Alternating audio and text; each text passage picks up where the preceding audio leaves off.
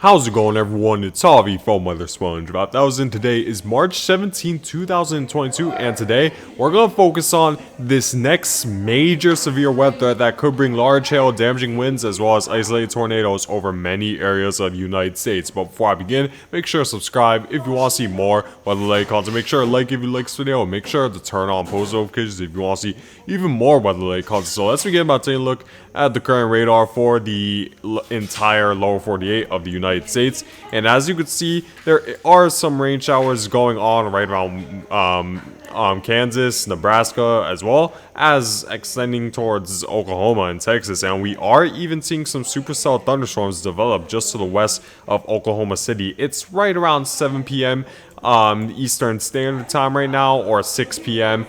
Eastern Standard Time. So there is still a high possibility of severe weather occurring right around Oklahoma and the northern portion of Texas. And so we're definitely going to see there's definitely a possibility of large hail and damaging winds tonight throughout the Oklahoma City area, as well as Dallas. So make sure to stay aware of that. And you see that we're even seeing a little bit of snow right around the western portion of Kansas, extending to New Mexico, as well as the extreme northeastern portion of Texas. However, I don't expect the area of snow to be necessarily very large with this, because there is enough cold air to really expand the area of snow. So I do think there's at least going to be a slim area of snow just to the northwest of this low pressure system, but not necessarily anything major out of this. But still be aware of that if you're right around the northern Midwest, where you could experience a heavy snowfall out of this in that narrow area. Now, taking a look at the current air temperatures, you clearly could see why we're seeing severe weather right now in the Midwest, because look at the how stark of temperature contrast is. If you go right along the border of Texas and Oklahoma, the temperature is at 82. Go 50 miles to the northwest, the temperature drops down to the 30s. So when we're seeing stark contrast when it comes to temperature this drastic, that's pretty much just asking for a lot of unstable air to occur and a lot of lift in the atmosphere to occur.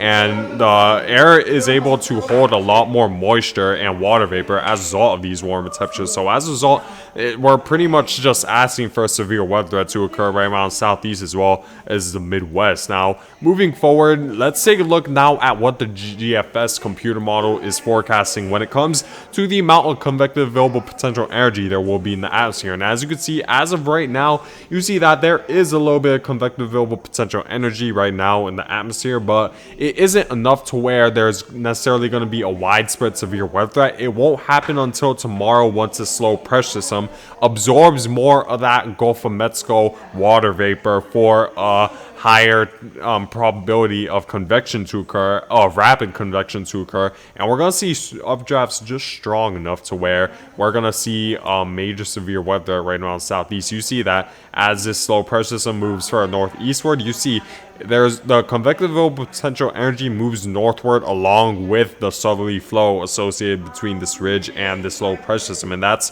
going to create a major severe weather, especially if you're right along the Gulf Coast, which I mean those maybe around Biloxi, Mississippi, or Mobile, Alabama. Those areas could receive the worst, are likely to receive the worst of the severe weather, and areas from the northward as well will get involved. And if we were to take a look at the wind contours, you see that there isn't necessarily a strong change in wind direction with height to necessarily enhance the probability of a major tornado threat. I think the larger threat associated with these thunderstorms will primarily be large hail and damaging winds, since the upper level winds aren't necessarily that different in when it comes to direction from the lower level winds. So tornadoes, I'd say, will be isolated with this thunderstorm severe weather threat, but large hail and damaging winds will be the main threat, which is still definitely something you want to be aware of. And stay indoors during a damaging wind threat, because of course we could see large branches and even trees fall down as a result of damaging winds, and you can't rule out the possibility of isolated tornadoes. And of course, large hail could be a problem, could cause damage to your automobiles or other stuff right around your household. So you want to make sure to stay prepared throughout the Southeast. And if I were to continue to move forward, you see that it doesn't end right around Alabama, because you see that this convective available potential energy moves further northeastward to where maybe Georgia gets involved, the Panhandle of Florida gets involved, South Carolina gets involved, North Carolina gets involved, and we even see this energy move as far north as the Delmar Peninsula and Virginia, where we do see just enough convective available potential energy for maybe some severe weather to occur right around the Saturday time frame on March 19th. So it's definitely something to be aware of right or along the East Coast, even further northward along Delmar Peninsula and the Virginia Beach area, because severe weather certainly is a possibility in those areas. Taking a look at what the GFS computer model is forecasting when it comes to precipitation, you're going to see that we're going to see sort of a line of thunder showers develop right around the southeast. So there is a possibility of a squall line, but I do think that these storms will be a bit more scattered as a result of just a widespread area of instability, and there isn't really a well-defined area where there's extremely cold air. So I do think the thunderstorms are going to be a little bit more scattered, but there's still a highly likely chance of severe weather right around the southeast. So you want to make sure to pay close attention to that. In terms of specifically where the worst of severe weather will occur, it should occur right around Mobile, Alabama, Biloxi, Mississippi, extending the Gulfport,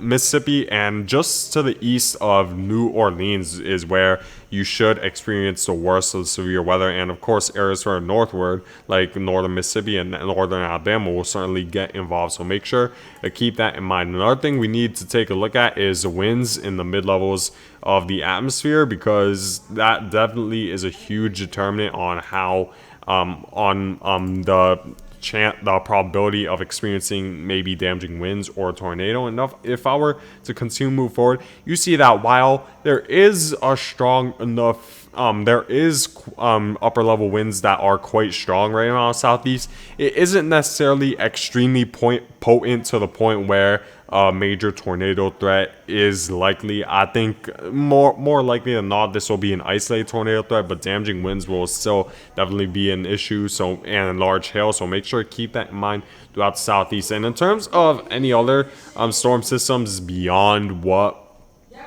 is forecast within the next 48 hours, if we were to take a look at the precipitation forecasts, so if I were to show you guys that, this doesn't seem to be loading up. Okay, now it is. But if I were to show you guys that, we do have another severe weather threat that could occur as early as the middle of next week, where we do see just enough of a jet stream dip, just enough cold air on the backside of this low, and just enough of a strong southerly flow for an unstable environment to develop right around the southeast and the southern Midwest, where we do see not only major severe weather, but a heavy rain threat possible throughout Tennessee and Arkansas, where you could receive some flooding associated with this storm, especially with how much unstable air there is. So it's another thing we're going to need to pay close attention to. There's still a high amount of uncertainty with this low pressure system, since we're still around 5 days out, but it's still something to be aware of